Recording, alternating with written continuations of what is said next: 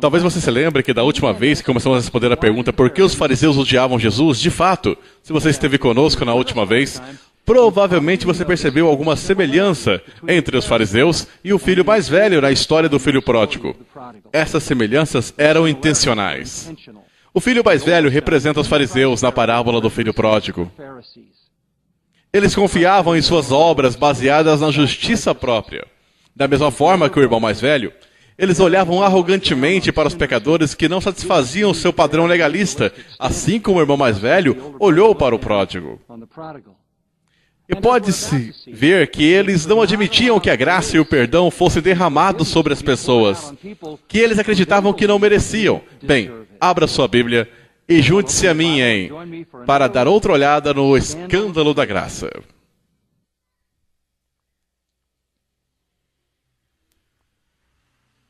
Continuação da mensagem, o escândalo da graça. Jesus sabia que Levi e Mateus tinham reconhecido seu plano. Não apenas o estigma da sua profissão, não apenas a corrupção das ações abusivas, mas a sua miséria diante de Deus como um violador da lei de Deus sem esperança. Ele sabia que era um pecador, sabia que não havia nada que nele reconhecesse em Deus. Ele estava sem esperança, condenado, desgraçado. E ele creu em Jesus. E ele queria o perdão. E Jesus sabia disso. E tudo o que Jesus teve que dizer foi: segue-me. E ele saiu dali tão rápido e deixou tudo para trás. Naquele momento, tudo o que controlava a sua vida perdeu o sentido para ele. O dinheiro perdeu o sentido, o poder, o mundo perdeu as suas garras. Os antigos caminhos perderam seu encanto. Sob a convicção do santo, ele foi perdoado. E ele soube que Jesus era aquele que podia perdoar. Ele recebeu um novo coração, uma nova mente, novos anseios, novos desejos. E jamais olhou para trás. Então Levi Mateus, o traidor, Levi Mateus, o extorquidor, o ladrão, o pária ganancioso, o pecador abusado, se tornou um discípulo e um apóstolo. E um escritor da história de Jesus. Ele abandonou a sua carreira e ganhou glória eterna. Perdeu posses materiais e ganhou os céus. Perdeu a segurança terrena e ganhou uma herança celestial. Ele conhecia o que os judeus não conheciam. Ele sabia que era para homens e mulheres como ele que Jesus tinha vindo para trazer salvação. O convite de Mateus é direcionado à comunidade de pecadores. Vamos prosseguir com a história no versículo 15. Achando-se Jesus à mesa de Levi, na casa de Levi, estava juntamente com ele e com os seus discípulos muitos publicanos e pecadores, porque estes eram em grande número e também o seguiam. Agora Mateus está cheio de gratidão, ele está emocionado com o que o Senhor fez na sua vida. E ele vai fazer um banquete. Esse é um longo, generoso e grande momento de festa para honrar a Jesus Cristo. Ele tem uma grande casa, então mesmo como alguém chato como você pode ganhar muito dinheiro. Lucas 5:29. E eles se reclinaram. Esta é a postura para uma refeição longa e relaxante. Um generoso banquete para honrar Jesus e para ouvi-lo e ouvir sobre a história do perdão. E para Mateus dar o seu testemunho para todos os seus amigos. É claro que aquelas foram as únicas pessoas que ele podia se associar, porque ele era um pária. Ele convidou todos eles. Então o que vocês têm? Aqui estão todos indignos de desprezo e rejeitados da Galileia. Todo mundo do mundo. E sabe o que está acontecendo? Está ocorrendo um avivamento aqui, porque havia publicanos e pecadores. A categoria geral que incluía todos os bandidos. Todas as profissões secundárias do crime e da prostituição. E todos eles foram. E eles estavam todos lá. E havia muitos deles que o estavam seguindo. Havia um avivamento, porém irrompendo no meio da máfia da Galileia. Pecadores, armatolos e perversos, a Mishnah seria jogadores, agiotas, exterminadores de pombos. É isso que a Mishnah diz. Violadores do sábado, pastores violentos. Pastores também eram considerados imundos, coletores de impostos, ladrões, bandidos, fiscais, bêbados, prostitutas, toda a escória da sociedade. Os Anharetes, isso é a terra, o povo da terra, pessoas que jamais iriam para o céu, nunca poderiam ir para o céu. E através de Jesus eles foram, e os justos aos seus próprios olhos não foram.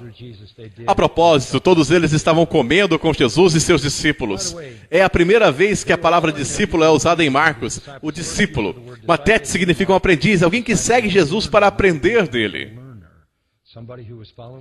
Então ali estavam Jesus junto com seus discípulos, os 6 estavam ali e agora nós acrescentamos Mateus ao grupo. E havia outros seguidores, e então existem muitas outras pessoas que estavam ali. E a descrição popular é que elas o estavam seguindo. Porque ele era o amigo dos pecadores. Não havia ninguém assim naquela cultura, não havia amigos de pecadores, a não ser outro pecador miserável que não poderia oferecer ajuda. Bem, o convite de Mateus à comunidade de pecadores vai contra o desprezo dos justos aos seus próprios olhos. O desprezo dos justos em si mesmo. Primeiro, eles não podem deixar isso acontecer, eles estão sempre por perto, sempre espreitando os passos de Jesus. Você se lembra, é claro, que ele nunca o deixava sozinho. Eles são absolutamente implacáveis. E quando os escribas dos fariseus viram que ele estava comendo com os pecadores e coletores de impostos, e disseram aos seus discípulos, por que ele está comendo com os publicanos e pecadores? Eu digo novamente, amigos, este era o escândalo quando os escribas dos fariseus... Quer dizer, os escribas que eram fariseus, escribas eram letrados, acadêmicos, advogados, sectaristas. Os saduceus tinham escribas e outras facções tinham escribas. Os fariseus tinham alguns também. Os escribas que pertenciam à facção dos fariseus estavam simplesmente chocados, além das palavras, aturdidos, atordoados. Eles não podiam acreditar. Comer simbolizava aceitação, acolhida e até mesmo amizade. Eles não comeriam com ninguém que fosse um pecador e ainda teriam orgulho disso. Por causa do Salmo 1:1, eles voltariam e diriam, bem-aventurado o homem que não anda no conselho dos ímpios. E não se detém no caminho dos pecadores, nem se senta na roda dos escarnecedores. Eles se recusavam a fazer isso. Como Jesus pode fazer isso? Como ele pode ser o Messias, o Filho de Deus, o Senhor dos céus e Salvador, quando ele nem mesmo alcança o padrão que nós estabelecemos? Isso estava totalmente abaixo do padrão aceitável de Deus em suas mentes. Então Lucas diz que eles começaram a murmurar. Ele usa a palavra grega onomatopaika.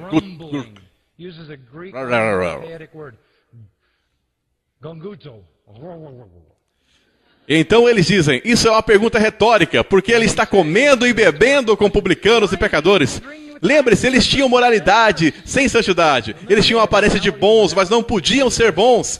Eles podiam agir corretamente, mas não podiam ser justos. A pergunta deles tenciona ser uma repreensão contundente, uma vindicação amarga, uma acusação ultrajante contra Jesus. Esse é o povo de Satanás, e eles estavam encarando a diferença entre toda a religião falsa e o evangelho verdadeiro.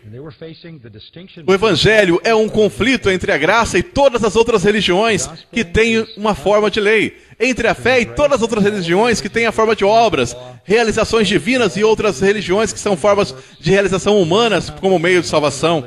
E eu lembro a você que Paulo resumiu isso, que ele veio para salvar o ímpio, não aquele que merece.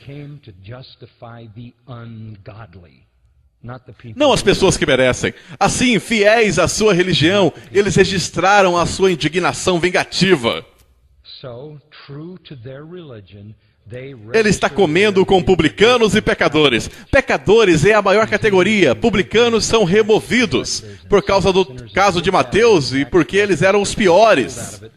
Assim, o convite de Mateus à comunidade dos pecadores e o desprezo dos líderes religiosos leva finalmente à condenação de Jesus. Jesus traz uma condenação a eles. Versículo 17. Tendo Jesus ouvido isso, respondeu-lhe, os sãos não precisam de médico.